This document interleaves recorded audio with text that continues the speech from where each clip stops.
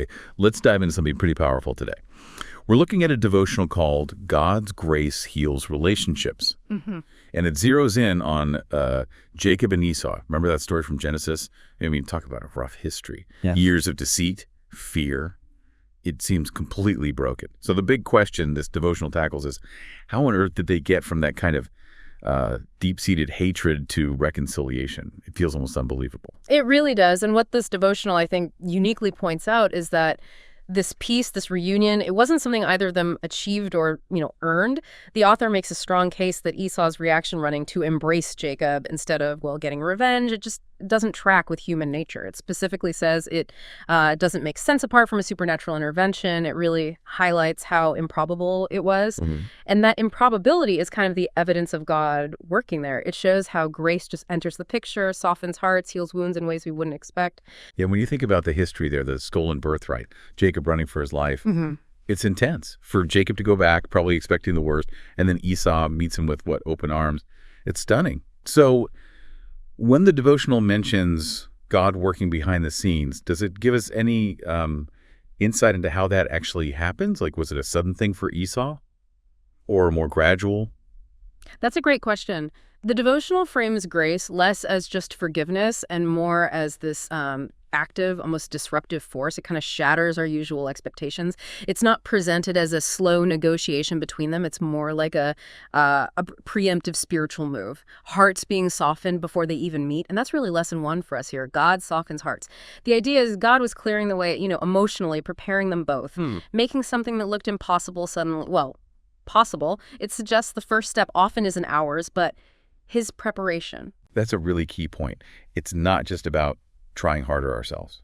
Okay, so if that's the first lesson, God working on the heart of the person who is wronged, what about the other side? The one who caused all the trouble. The devotional then seems to shift, right? It looks at how receiving that kind of unexpected grace changes the person who needed it. That leads to lesson 2. Exactly. Grace produces humility and gratitude. That's the second lesson.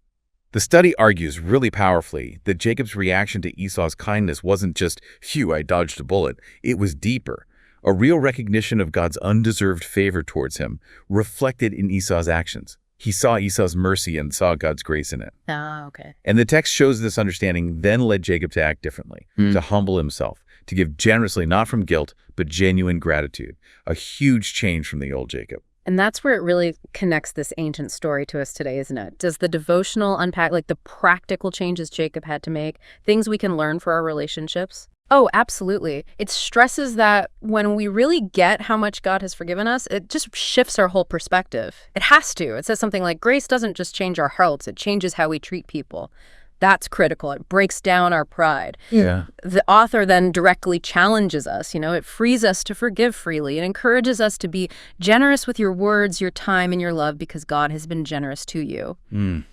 It's all about letting that grace we've received flow back out. So wrapping this up, this deep dive into God's grace heals relationships really hammers home how grace can genuinely transform things. Even the most seemingly hopeless situations like Jacob and Esau's. It defies logic. It absolutely does. And the core message, the thing that really sticks from this devotional is simply God's grace is enough. So maybe the thought to leave you with is this. If we truly remembered God's undeserved grace for us, really took it to heart, how would that empower us? Empower us to maybe forgive, actually let go of stuff, to be someone who actively works for peace, even when it's really, really hard. How might grasping that God's grace is enough, how might that change your approach to conflict, to generosity, maybe starting today? Something to think about.